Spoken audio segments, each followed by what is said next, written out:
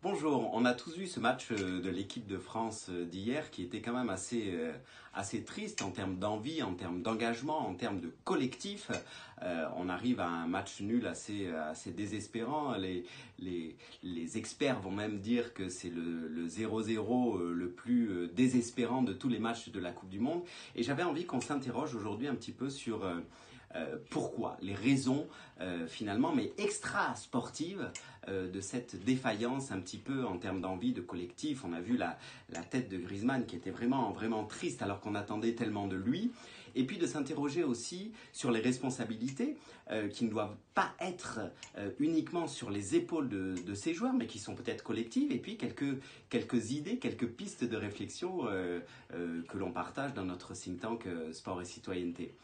La première chose, c'est un constat évident par rapport à d'autres équipes qui ont véritablement une culture du sport que l'on n'a pas en France malheureusement et qui peut être travaillée sur le plan de l'investissement des décideurs, des politiques aussi qui ne doivent pas être là uniquement en cas de victoire mais qui doivent considérer le sport et le football en particulier comme un vecteur de changements sociétaux importants qui est aujourd'hui très attractif auprès des plus jeunes générations avec une force médiatique importante, où on va monter finalement en idole de société des footballeurs qui ne sont peut-être pas prêts à l'être.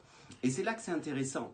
Je pense vraiment qu'il peut y avoir un lien entre des résultats sportifs, cela a été démontré, et puis une certaine forme d'encadrement éducatif, citoyen, civique, spirituel, qui peut amener ces jeunes à avoir finalement des comportements, il ne faut pas trop leur demander, mais quand même, ce sont des idoles de société, des comportements différents. Moi, je m'interroge et je me dis que cette génération-là, qui boycotte par exemple la presse, on l'a vu avec Mbappé, elle pourrait très bien boycotter aussi, comme ça avait été malheureusement le cas avec ce fameux bus il y a quelques années en Coupe du Monde, un entraînement, voire même un match. Donc il y a quand même un niveau d'inquiétude.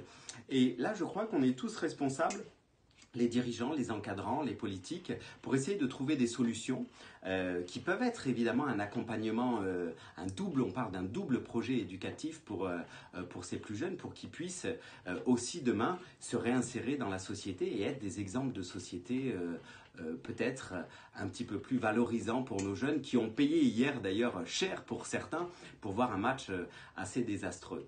Voilà quelques pistes de réflexion que je souhaitais partager aujourd'hui avec vous.